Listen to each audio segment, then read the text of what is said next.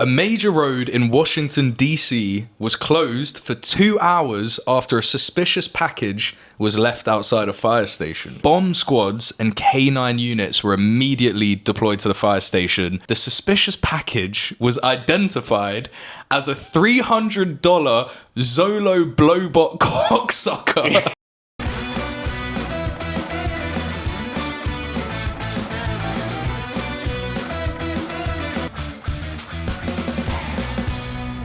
Right, should we have a little catch up then? Yeah. So we've got a new face on the podcast today. Another James, actually. This one's far better looking. Looking sharp today, mate. Thank you very much. I guess I should introduce, we're journalism school buddies and fellow members of the Geezer race. Yeah. We're journalism school mates and stepping in for Ben today. Ben's slacking. Hopefully I can do you proud. Right, for the catch up, I feel like we should talk about what we were talking about earlier. Yeah. Mate, these new speed cameras in London, if you guys aren't aware, I'm going to get rid of this pillow. If you guys aren't aware, there's these new cameras in London that are black, so they're not yellow, so you can't see them. There's nothing on the road, there's no markings. They can catch you, I think it's up to 1 kilometre away. There's no flash. It's this 4D radar thing. You basically just don't know where they are. And we're basically saying that's the end of driving, really, isn't it? Really, it's ridiculous, man. Yeah. I don't know how it's legal. I have no idea how it's legal. We need to start some sort of opposition, as we should. Like, even cameras normally are outrageous. The 20. You got done recently. I got done recently. Yeah, I was driving back from work yesterday, and I got a pizza, and I was in my car, and went to get a slice, and 23 in a 20 done. Absolutely flashed. Have you got the letter yet? No, not yet. Mate, that was only 2 days ago. You know what? Fingers crossed, mate, because sometimes, I don't know whether it's they forget to or there's too many to get through. Yeah. I've been a couple times. Yeah, I've been okay. I've been there's fine one once or There's twice. one at the minute that I'm waiting for or like hoping doesn't come. I think I did a red light recently. Yeah. I'm not sure. Sometimes they don't have the cameras though. Yeah, well, I think I saw a flash. Is it? But I hope it was just like someone else's lights, you know what I mean? And then there was one time I was delivering, this is actually quite funny, but I don't want to go into depth right now, but we'll do it eventually. I was doing Amazon delivery for a bit. Oh my God, I've done Amazon delivery for a bit. Did you as well? Yeah. Oh, I've done I remember you talking about this. Yeah. Mate, it's such a mate, shit when job, did you do that? I did it at uni, but I only lasted 2 shifts. I'd done it for like a month, and it was hell. Like, it's hell. The stories that I've got. I used to bring my friend with me, so like I'll go down to the depot in Croydon, and they didn't allow other people to come because like it's like high valuable stuff in the back of the van, so they didn't allow you to bring friends. So I used to drop him off around the corner. I used to pick him up, and we used to have a really good time. You allowed to swear? Yeah, of course, we used mate. to have a fucking good time. Like I used to pick him up. We used to chill in the car all day, listen to music. I remember like we got a pizza once. We were chilling in the back of the Amazon delivery lorry. Oh, it was amazing. It's good fun. But it does get all over. You can't go toilet anywhere. You got to piss in them bags. Remember, you got to piss in a bag when you do Amazon delivery. Like, well, I'm glad you admitted that. Yeah, because I'm not a camera admitting that yet. But no, you basically do. Yeah. Yeah. Yeah, I should have brought a mate with me because I was doing it on my own and it was so depressing. I didn't do it all the time with a mate, but like the times I did was when you do it on your own, it's so depressing though, isn't it? You just drive around, listen to podcasts or whatever. It was horrible. Yeah. And one time it was so late at night, I'd just finished the shift and I was heading back. I was doing it in my own car though. Oh no, I was in a proper van. Yeah. I wasn't even proper enough to be in a van, mate. Yeah, I was just in a proper London big van. I just had to pull up to the Amazon depot and throw loads of shit in my boot. Yeah, okay, fair enough. And when I was heading home one time, it was so late and I was just like, just get me home, just like flying home. Went straight for a red. Yeah. Big old flash. But here's what, I just never got anything for it. Is it? Just never got a letter. Sometimes it don't happen like that. Sometimes you're lucky. I picture that there was someone on the other end of this watching the camera and was like, oh, it's fucking 1 o'clock. Yeah. This guy's just trying to get home. Like, please, like, I hope that's what it was. But yeah, these new cameras, man, scary stuff. It's scary. They're I looked it up on the way here. They're black. They're stealthy. There's no real signs telling you where they are. And luckily, at the minute, it's a trial, and they're only in a few boroughs. Yeah, so it's in a third of boroughs at the minute, and it's a trial, right? But I don't know whether that's a good thing or a bad thing, because obviously they're going to trial this, make loads of money out of it, and go, oh, we should keep this on, right? Which is why we're bringing it up on the podcast today. Yeah, because to if stop you're him. exactly, if you're in London, tell all your mates that this is going on. Tell your parents. Tell anyone who drives. Because we need to all kick up a fuss about this. Because if this trial happens and no one opposes it, it's going to happen, right? And yeah, we need to be more like the French, mate. Yeah. They would absolutely throw. They would destroy Paris if this was happening in France. They would destroy Paris. Yeah. You know how newspapers do like political campaigns, Yeah. and they're like, "Oh, the Sun or whatever is endorsing the first this campaign is the first of Unnewsworthy campaign. Get rid of these fucking cameras. We've had enough." They can keep the yellow ones. We know where those are. Yeah. They come up on the apps and all that. These new black ones have to go. This trial can't go permanent.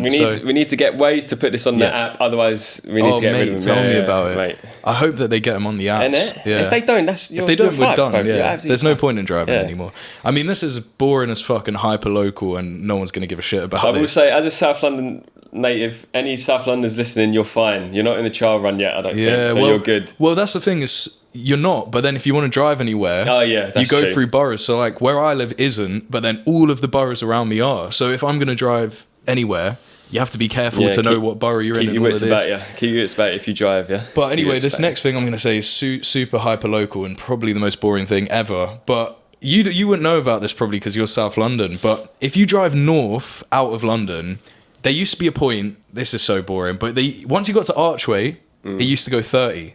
Yeah. Now it's 20 until you hit the motorway. Now it's 20 until you hit the motorway. So even once you get out of Archway, it's still 20. Anyway, no one gives a shit about that. Yeah. But still, we do. We do. Yeah. Tell all your driver mates that these new cameras are coming because this is the first Unnewsworthy political campaign. Write to your local MP. Mate, honestly, get it sorted. Write to whoever you need to write to. Let's get this done. I'm happy to be on the podcast, though. Yes, good to have you. Yeah, my first time on the podcast, and I'm really excited, yeah. Good stuff, mate. Should we get into it? Yeah, of course. So just before we get into the stories for this week, guys, if you are enjoying the podcast and you want to support us, please go to the top of our page on Spotify. It's right at the top. Give us a follow and leave a 5-star review. There haven't been any 5-star reviews in a couple of weeks, so I'm disappointed with you guys. So get on there. This really helps with engagement. It sort of brings you to the top of the Spotify search stuff, and it's the best thing you can do to support us, bar giving us money. So if you want to give us money, go buy us a coffee at buymeacoffee.com/unnewsworthy. That's at the top of the description. Just click on that link and then you can donate. The podcast is 100% independent, so any money that you do donate goes straight into making this podcast better for you. There are no corporate overlords. There's no one who owns this podcast. It's just us. So all your money will be in good hands. And with that, let's get into the stories for this week. A major road in Washington, D.C. was closed for 2 hours after a suspicious package was left outside a fire station. Okay. A person was witnessed walking outside the station before leaving a blue and black electronic device with exposed wires in a nearby rubbish bin. That sounds pretty suspicious to me. Yeah, blue and black sort of electronic device, fucking exposed cables, it doesn't look good. This is at 7 a.m. as well, right? Oh, shit. So that looks a bit explosive to me. It looks a bit explosive, right? And bomb squads and K9 units were immediately deployed to the fire station, and traffic was halted in both directions during rush hour. Okay. So this is 7 a.m. Everything's now closed off, both directions. This is a major incident in Washington, D.C., right? It should be, yeah. After extensive investigation, the suspicious package was identified as a $300 Zolo BlowBot Cocksucker with adjustable suction levels and a drying feature. £300 cock-sucking device. That was this suspicious device, right? That's expensive sex toy. That is expensive, bro. So I had to get on incognito mode for these pictures. I couldn't put this on my main feed. So this is Jesus Christ. As you can see, it is actually the device, right? Because it's black and blue in it. It is what they said it was. So the internet were quick to point out that this is the Zolo BlowBot 3000 and what the fuck it's called. Here's another picture of it. That looks like a water bottle, bro. Mate, $300. When you see shit like this, you think, okay, I'm down bad, but I'm not that down bad. Who left it? a guy. Some random guy. I don't even know what gender the person is because they haven't identified. Well, it has to be a bloke. Yeah, it has to be a bloke. I don't know why I even thought. Oh, could that be? I gave him the benefit of the doubt for a minute. No, this is definitely a bloke. From the device, as you can see, honestly, I'm disgusted. That should be Unnewsworthy's first away day. Tracking this guy out for an interview. This is disgusting, mate. I mean, $300 people are spending on this shit. Yeah, I mean, is this where we're at in 2026, man? Is this what people are... You think, what are people actually up to? You know what? I've got a mate called Michael. That could be him. Yeah, I think he did go to America recently, so that could be him. Should we bleep out his name? Yeah. I'll bait him out. Michael. Have you been watching it in DC recently, bro? Because that's written all over your face. You know what? You might not want it bleeped out. I'll bleep out the surname anyway. We can't have people knowing that he might be the suspicious person in this story.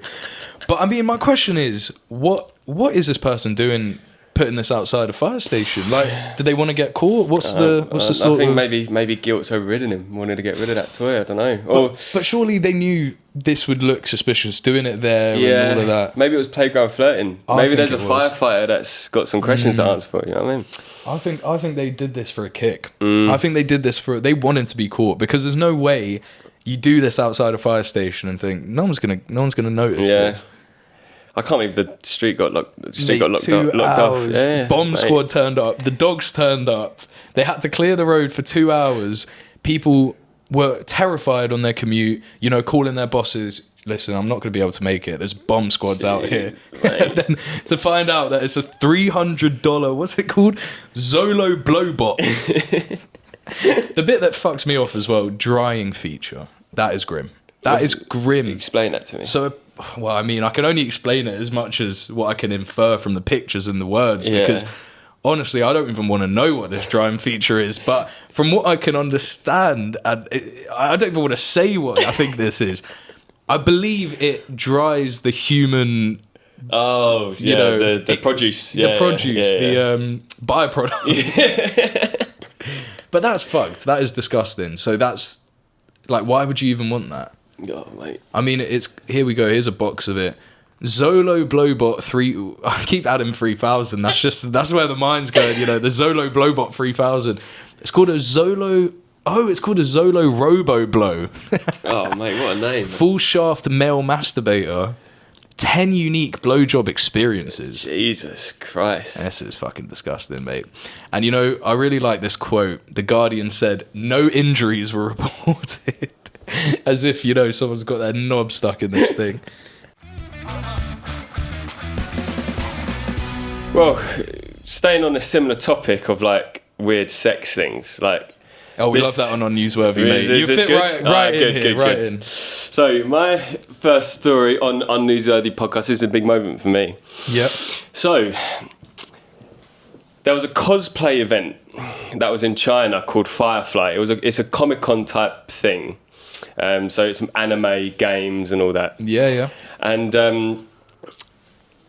so one of the most popular attractions that came out of this event in China was female cosplayers who stood outside the exhibition centre holding up cards, being like feet juice. Yeah. So we done that recently. Oh, have you done that already? But wait, hang on. Okay. You're doing some real journalism here because the one we done was in America. Oh no! So now this is making it international. So this is making it international. That's crazy. Yeah. So China's done it now. No way. In China, outside the exhibition, female cosplayers dressed up and they were soaking their feet in Coke and lemonade. Yeah, it's made and they were China. selling it to customers for like 50 Chinese yen, which costs about £5 a pop. Yeah, and so like so many men were queuing up to get their hands on these cups of drinking water. And it was it was soaked and they were sticking their face in and absolutely God. I can't believe this has made it to China. Yeah, I know, it's made it to China. Yeah. And it became a social media sensation in China. So 2 weeks after they originally done this, the female cosplayers, it blew up on social media. Like everybody was commenting and it was there was such a massive public outcry where people were saying that this was a corruption of Chinese values. And it even got to the point where the organisers of the festival, Firefly, had to come out and say, these people are never going to be allowed near the exhibition again. Yeah. And it's just, so yeah, it's made it international. It started in Washington, D.C. and now it's in China. Yeah. Where was the first one? I think the first one was in... Was it San Diego? Yes. Yeah. So yes, that's crazy. Yeah. So these lot probably were inspired by what they saw. I think they were indeed inspired. I'm now looking at what is going on here. So there's a guy. Grim. Initially, the guy's put his head in there and drank it. Now he's underneath her foot, probably sniffing it, I guess is what he's doing there. Yeah. So like the one in San Diego, it sort of looks like she's set up outside the event. Yeah. She's not endorsed. No. This is exactly what happened in San Diego as well. So they set up outside the event, and the event came out and said, we've got nothing to do with this. I think they've gone the same route in China, saying like, you're not allowed back anywhere near this. The politicians were commenting, talking about how it's a total corruption. Everybody was fuming. And yeah, the Firefly, the organisers of the Comic-Con thing, had to come out and say this will never happen again. This is outrageous. Which, don't get it twisted, it's outrageous, but I respect the hustle though. I think that's that's sort of the general feeling. I remember when we did the one in San Diego, that was sort of what I was hearing from people. They were like, this is fucking foul, but fair play getting their bag in. I mean? We can't really hate on it. I mean, I'm hating on the guy. What is he doing? What is he doing? He's on the floor sort of like... I don't even know how to describe. He's like whimpering on the floor. He's like, it's dripping off her feet, and he's underneath trying to catch it in his mouth. That's disgusting. That I must say though, this Chinese foot juice is a lot less professional than the one we saw in San Diego. Well, it was San Diego. They had coolers and all sorts. Oh mate. My god! Yeah, she's only got a little bit. For her, the Chinese one, it's just a bucket of water with Coke and lemons with her feet in it.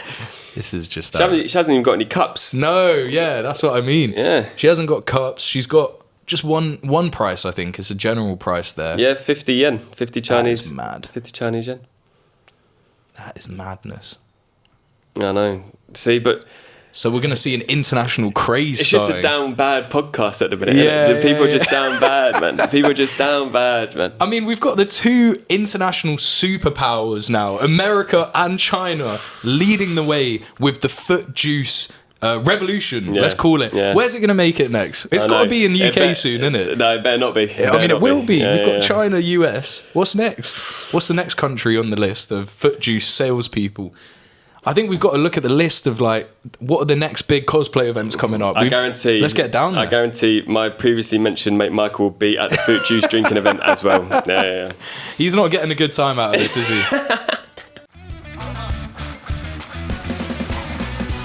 So definitely a lot less crude than our last stories. We got our sex stuff out the way early. Yeah. You got to start off strong, eh? I mean, What do we have? The Zoblo 3000 and the fucking Chinese foot juice. So bringing it down a little bit, this is a wholesome one, but still very cool nonetheless. I wanted to talk about this.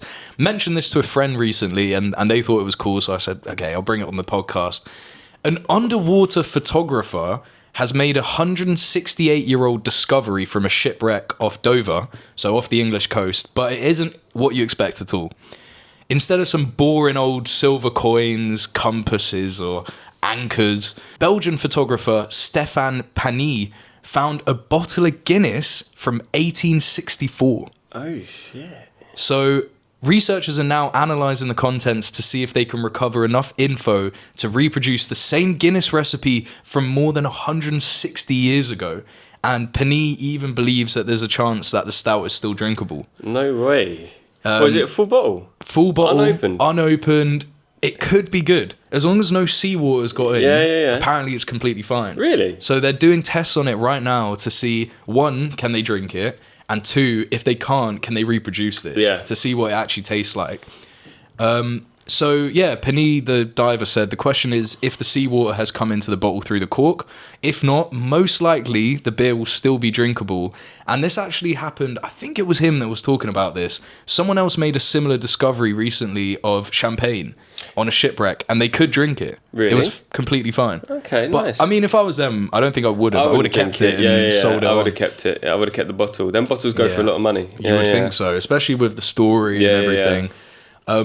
Despite not being a fan of Guinness, Panay said he would have to try it if it came back safe, and I think that's probably the case. I mean, I would definitely try this shit.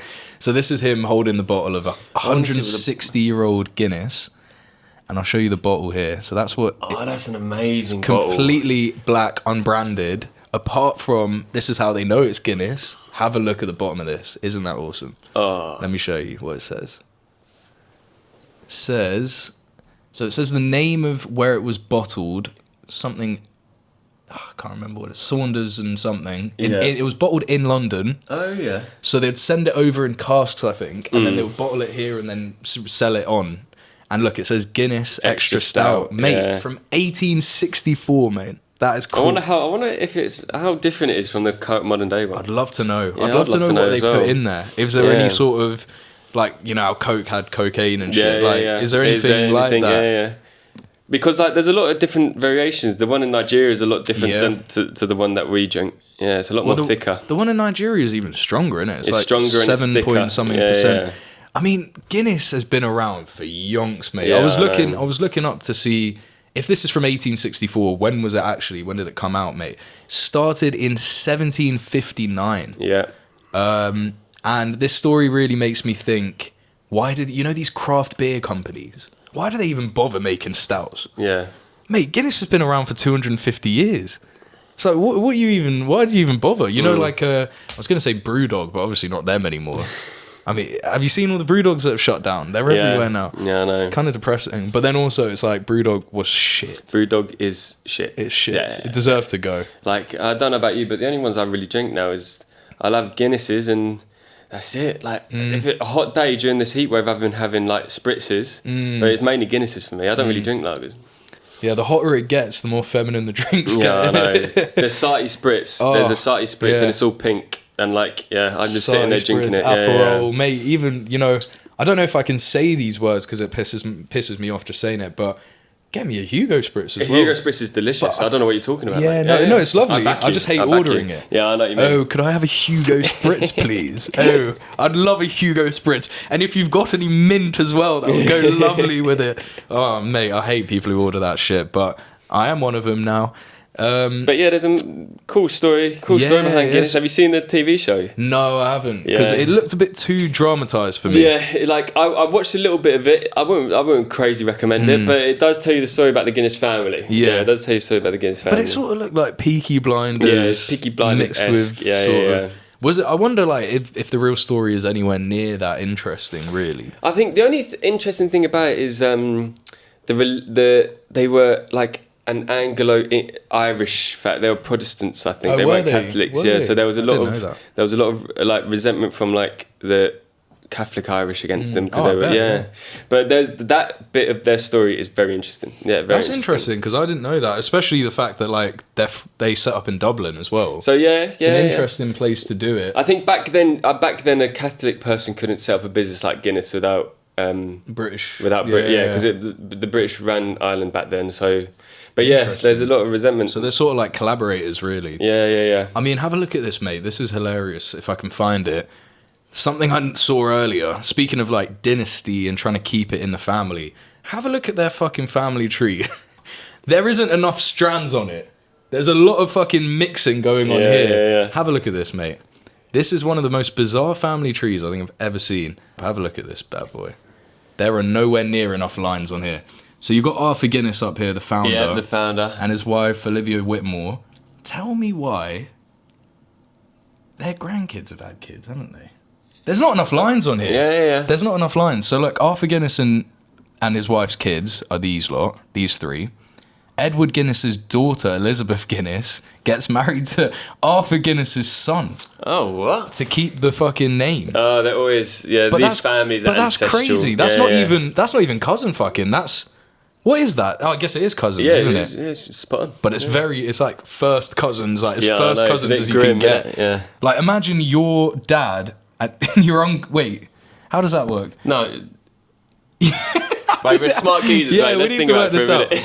So your dad, so Elizabeth Guinness, her dad and her husband's dad are brothers. That is fucking crazy. Yeah. That is crazy. Anything to keep the money within the family. And then I had to look at the pictures to see like any of them severely inbred. Bigger noses. The Habsburg he nose. looks fucked. He looks bad. Yeah. He looks all right. Yeah. She looks all right. We don't know what Anne Lee... They've blacked her out because she looked fucked. They had to black her out. So yeah, this is one of the funniest... I saw this earlier. So this is a weird family tree. Like, why is there already like one line? Do you know what I mean? Like, it's supposed to go off and out, isn't it? So they've got a very direct family tree. And by the end, even 100 years later... I think there's one in the Lords. I think there's a Guinness in the Lords, yeah. Is there? In the House of Lords, yeah. Managed to keep the name going for that long. Yeah. No, there's a load of Guinnesses still about. The people. I don't know if they run it. I don't know if they run the company anymore. I'm not too sure. I don't think they do. I think since the 90s, it's some sort of like conglomerate. Oh yeah, I think that was it. That British company owns it now. The one who owns most of the beers. Yeah. Diageo or something. Diego or something. I can't remember. Diego Maradona. I think it's Diageo. I think they own fucking loads of shit. I think they do they own Pepsi maybe, something like that. I don't know why I'm making these claims because I can't be asked to search it up.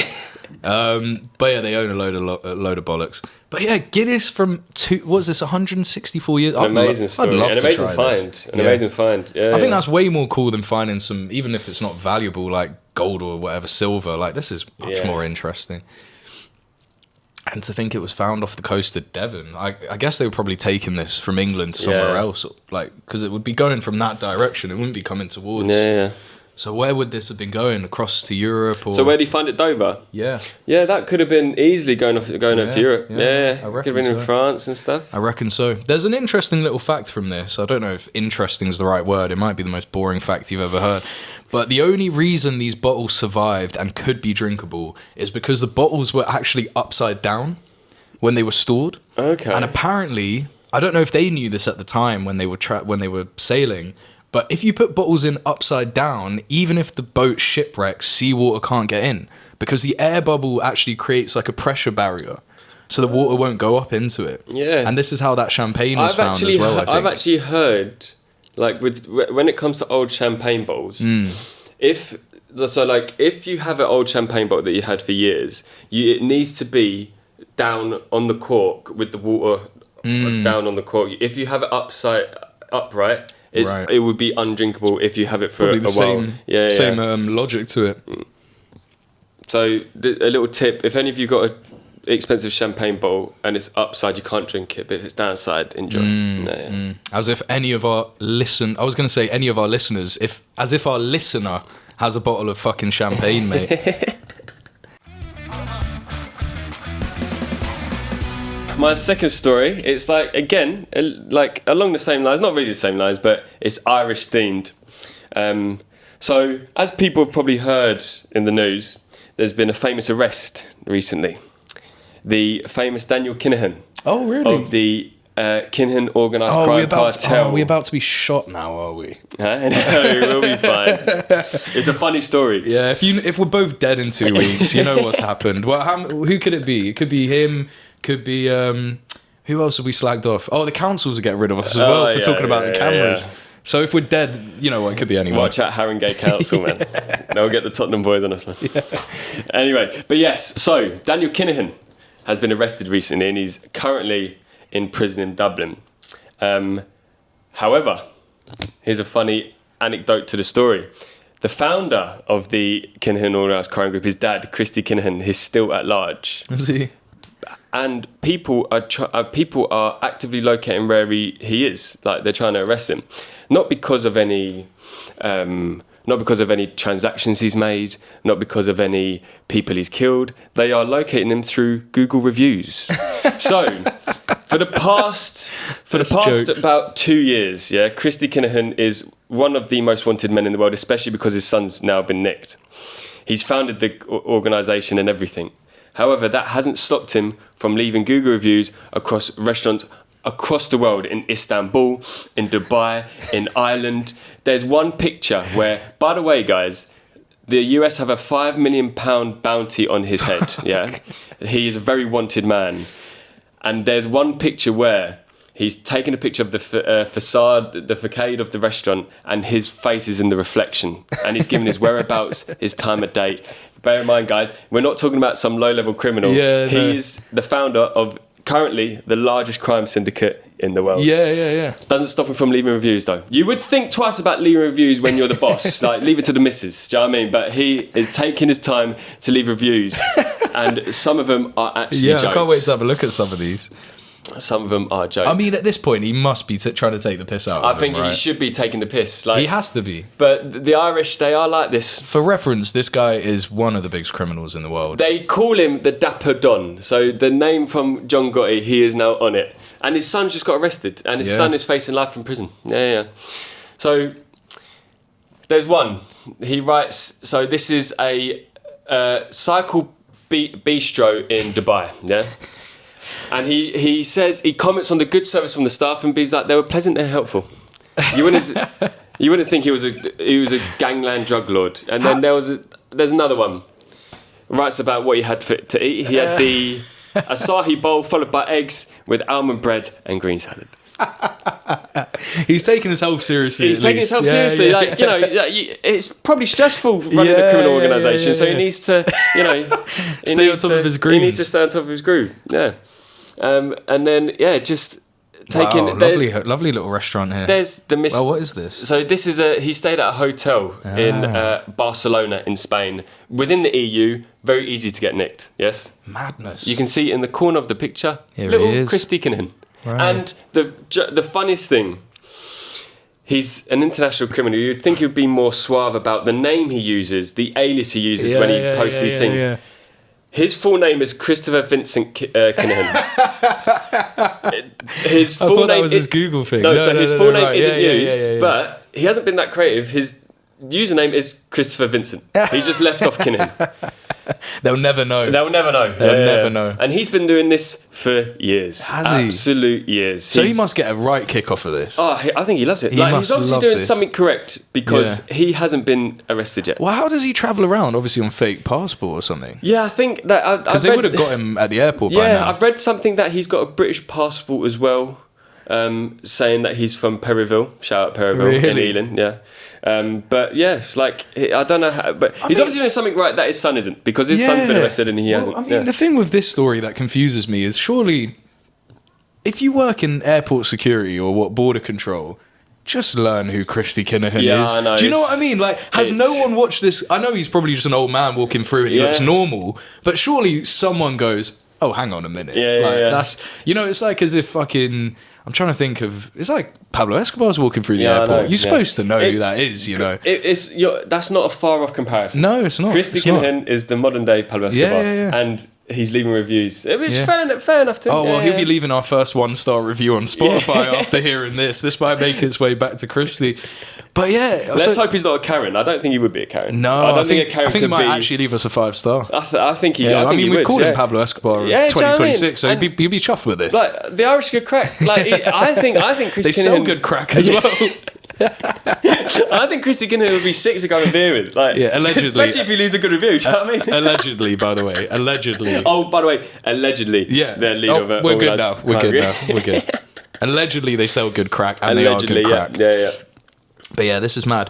Okay, so for reference, Kinahan Sr., so the dad who's still on the run, his fortune is estimated at 1.5 billion USD. Billion, we're talking big money. We're talking big cartel, organised crime activities. These guys are big. So obviously he's just taking the piss out of the police at this point. Yeah. But how can they not get him? What's going on with him? I mean, he's in Dubai at the minute, I think. Like, and there's no extradition. I haven't got any insider knowledge, I promise you. Like, but I think he's in Dubai at the minute. And there is an extradition treaty. There is. And they arrested his son in Dubai. Really? However, they've left Kinahan out Senior. there. They just said, bake off, mate. Yeah, the US has still got a £5 million bounty on him. Do you reckon they did the son to be like, oh, we got your son now, so hand yourself in apparently so you can chill together? Apparently the son is at the... So the dad, the senior, he is the founder, but he's older now. As you can tell, he's enjoying his leisure, as you can tell by the reviews. So I think... He's not running the day-to-day operations. I think his son's running the day-to-day. Well, he'll be back in a job now, won't he? A job just opened up, Christy. Do you know what I mean? Put down the phones, put down the reviews. I'm sure his CV will be fine. Yeah, I'm sure he'll get the job at the cartel. But yeah, so if if you ever see Christy Kinahan walk into your bar, don't be alarmed. Just be nice, because he will leave you a good review. Yeah, leave you a good review. So this is one of the reviews from Christopher Vincent under his alias Christopher Vincent. So this is the Cycle Bistro in Dubai, as previously mentioned. Service was good and all the staff were pleasant and helpful. The menu caters for non-vegan. He's made that clear. He doesn't want people to think he is vegan. Dairy and sugar. Bring down his street cred. Well, what does he mean here? He says the menu caters for non-vegan dairy and sugar. So non-dairy. Was he saying he is or he isn't? I don't know. So whatever, they cater to something. The menu was quite diverse, and I will definitely return to try other options on the menu. So he's telling the police, I'm going to be back in this restaurant. If you that might not be up to him. He's literally taking the piss. He's saying, if you just sit at this restaurant for long enough, I'll be back. And they haven't even bothered to wait for him. He said, I will definitely return to try the other options on the menu. I had the acai bowl, followed by eggs with almond bread and green salad. Sounds fucking lovely, mate. Yeah. My meal was well presented and tasty. I give this establishment 5 stars. It's Christopher Vincent approved. Thank you. And the owners actually said, what an awesome review. Thank you, Mr. Christopher. Thank you, Mr. Kinahan, for your review. Imagine they not knowing that. They have no idea. Imagine, I think it's absolutely insane. I think it's amazing how like the people commented back and they have no idea they're talking to the modern day Pablo Escobar. No idea. They're talking to the modern day Irish Pablo Escobar. That is. Well, we used to have a guy. I used to work in a pub in Chelsea. Oh, I don't know why I was doing that to myself. But there was this old guy who literally came in every fucking day for his triple gin and tonic. By the way, not double. He had to be triple, otherwise he would leave. He would turn up every day at opening at 12 in a cab in the most fucked up outfit you could imagine. He looked like homeless, right? Yeah. But he'd come in, pocket full of 50s. Nice. And you just knew he probably made some sort of connection with Gideon at some point. He was on the payroll at some point, or he'd done a bank or something. But I just thought that was so cool. I was like, I want to be like this guy when I'm older. Like, just no fucks given. Come in these dusty sandals, pull up in the cab. Here's 50, mate. Keep the change. Pay for his triple G&T with 50s. Oh yeah, well, he's definitely taken a leaf out of this guy's book. I'll cut that out, mate. It's fucking boring.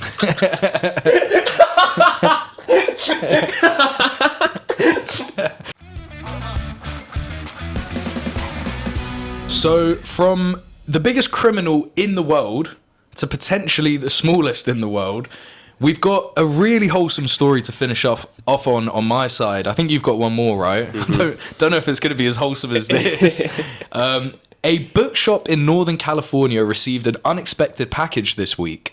And it's a good name here, when booklegger, instead of bootlegger, owner Jennifer McFadden was handed a bubble-wrapped parcel with her Monday afternoon delivery. She just assumed it was, one of these promotional packages from a publisher. Oh, here's a book to read. Could you advertise it? She didn't even bother opening the package until her employee said, nah, open it. It could be something quite cool. And when she did go and actually open the package, it contained a first edition book that a man stole from the shop 40 years ago. No. 40 years ago, in the 1980s, this guy nicked this book. Along with the book was a $100 bill and a letter from the man who apologized for the theft and said he came across the book while cleaning out his garage recently. And he said in this letter, he said he stole the book 40 years ago in the 1980s when he was a student at a nearby uni suffering with alcohol and drug addiction. He added in his letter, I was so happy to find that the store was still in business so I could return the book and tell you how sorry I am for my utter lack of principles. And booklegger owner Jennifer McFadden said, I suspect it made him feel much better, and it certainly made us feel emotional. It was so unexpected and touching that the three of us who were working ended up with tears in our eyes. I think it's just a nice little sweet little story. Amazing little story, yeah. So this guy just was clearing out his garage, found this old box that he'd stored it in, and to get it off his conscience, he sent it back into them. Oh. I think it's a sweet little story, isn't it? Little story. 40 years later, man, that's crazy. I think it's definitely the right move to just try and get over that stage. I think if you come across it and not even tried to do anything, you probably think about it like, oh, you know, if only I hadn't done that or whatever. I think this is a good way of making amends. Apparently, though, the book's actually worth $125 these days. Is it? Yeah, so he's done them a solid, giving them the book back and a $100 bill. They've got a cheeky little $200 in their pocket. Yeah. Bet they're happy about that. Like, it's a sweet story. I'm not going to learn anything from the story. I'm not going to go back in 4 years' time and I've taken a book. Yeah. Yeah, I think I have got a couple of library books. Actually. Yeah, I was going to say. I sympathise with this guy. I appreciate what he's done, but you can keep that lesson to yourself. He's a better man than us. When was the last thing you nicked? Oh, I don't really think. I can't actually remember the last thing I nicked. No, I'm not one of those. No, you're not one of them? No, not since I was a kid. I'd say. Yeah, fair enough. The classic little sweets. The classic loaf of bread. Yeah, well, a loaf of bread. Yeah, I almost got my hand chopped off. Loaf of bread and a bunch of apples. No, it was, I guess as a kid, just sweets and shit like that. From and like, you know, when your dad leave out a few £1 coins straight in the pocket, mate, straight in the pocket. I still do that today. Well, my dad does that to me too. But I guarantee, like, I came back from work last night and I, like, left a £10 thing on the... It's gone. Is it? Yeah, that's so cheeky, that. No. He's getting you back for all the £1 coins over the years. Yeah. So, unfortunately, this last one don't really have a swagway, but, you know. Swagway, aren't those like things that you stand Segway, on? Yeah. Do you remember them, though? They were class. They were sick, Do you remember that? Bro, my mate had one, and, we should just go around the estate on them, bro. I wish I had one now. Like, looking back on that era. They were dangerous, though. Yeah, they were dangerous. They'd blow up and shit, wouldn't they? Yeah, and, like, you'd fall over and all that. Yeah. Anyway, so... As people probably heard over the last few days, there was the solar eclipse that happened, yeah? And I don't know if you saw it.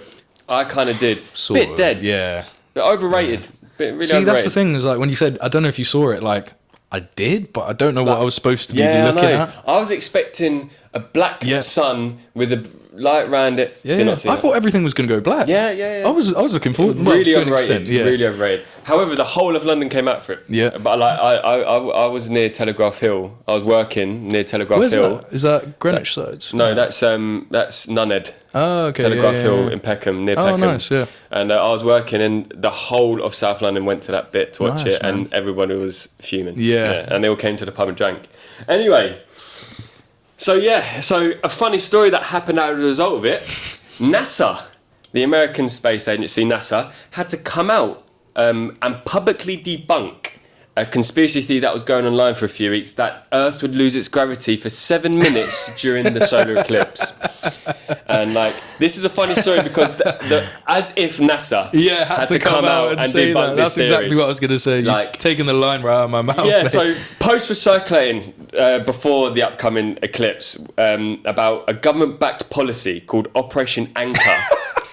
Whereby the Earth would be without gravity for 7 minutes. Oh my God. People thought that it was a $86 billion operation by the United States government to test if they could actually get rid of the gravity of the Earth. Mate, these Facebook mums are unstoppable. Oh my God, they're unstoppable. Like, and NASA had to come out. They got an article from, they used the New York Post, and they set out like a thing, and they gave the scientific reasoning as to why this policy is bullshit.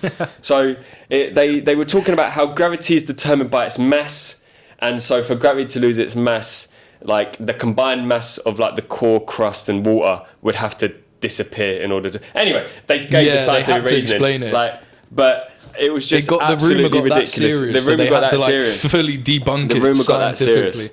That is mental, mate. So here's one of the tweets. It said, how is this on real? August 12th, 2026, the world will lose gravity. 7 seconds, not 7 minutes. 7 seconds. NASA knows. They're preparing but won't tell us. In November 2024, secret NASA document titled Project Anchor leaked online.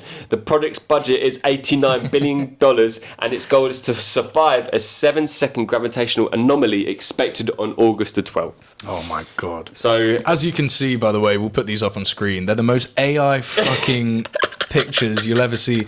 This is exactly the shit that every mum is falling for right now on But socials. don't get it twisted. Like, where this story is interesting is not the conspiracy theories.